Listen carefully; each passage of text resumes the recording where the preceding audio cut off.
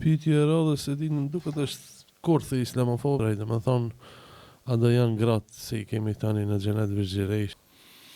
Jo, edhe kjo pjesa e jetës intime në xhenet është e përmendur në Kur'an, është e përmendur në hadithet e pejgamberit sallallahu alajhi wasallam, se është një preokupim I meshkujve dhe femrave, domethënë çfarë raporti do kenë ata në jetën e begatshme të jetës së mshueshme të xhenetit. Është e vërtetë domethënë se besimtarët, gratë e besimtarëve që do jenë banorë të xhenetit, ato domethënë në çdo marrëdhënie intime kanë më qenë beqaresha.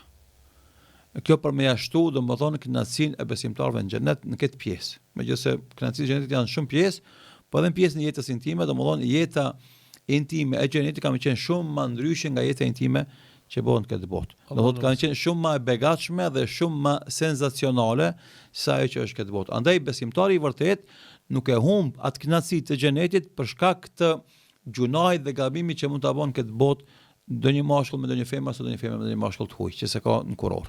Alhamdulillah, Allah na mundsoft ti më. Inshallah Allahu na ruan neve pe gjunave të kësaj bote, na bën devotshëm dhe të morashëm këtë botë e pastaj ta shijojmë edhe atë nasin në xhenet inshallah. E tash këtë video kur ta çes kanë më utall islamofobat, se e kanë merak. Ani, ata janë tonë me pejgamberët e Zotit. Virgjëresh e pasni me pas jo. Pejgamberët e Zotit janë më të mendshmit edhe më të ndershëm që qytetet e veta. Po. Janë tallë me to. Na nuk duhet më çudit se del dikush domethënë në islamofob do thot koktul edhe na shon, na ofendon ose tallë me neve. Ti s'ka po kur virgjëresh me si. Ne çka themi? Gjema një profesor doktor I universiteteve me renomë ndërkombëtare që tallet me islamin. Ose me ajetet e xhenetit ose hadithet e xhenetit. Nuk ka. Kret titull shkencor me renomë edhe ateist nëse janë. Ata nuk tallen me islamin. A di kush tallet me islamin? Njeri I cekt intelektualisht. Ani se ka titull shkencor. Ai është analfabet institucional. Pra çka nuk duhet më prek për kësaj pune. Ai që tallet me islamin dhe rregullat e islamit, do të është njeri I cili nuk ka respekt as për vete, jo më për neve. Pra çka na se kemi atë problem as pak, as duhet më shqetësu për kësaj pune.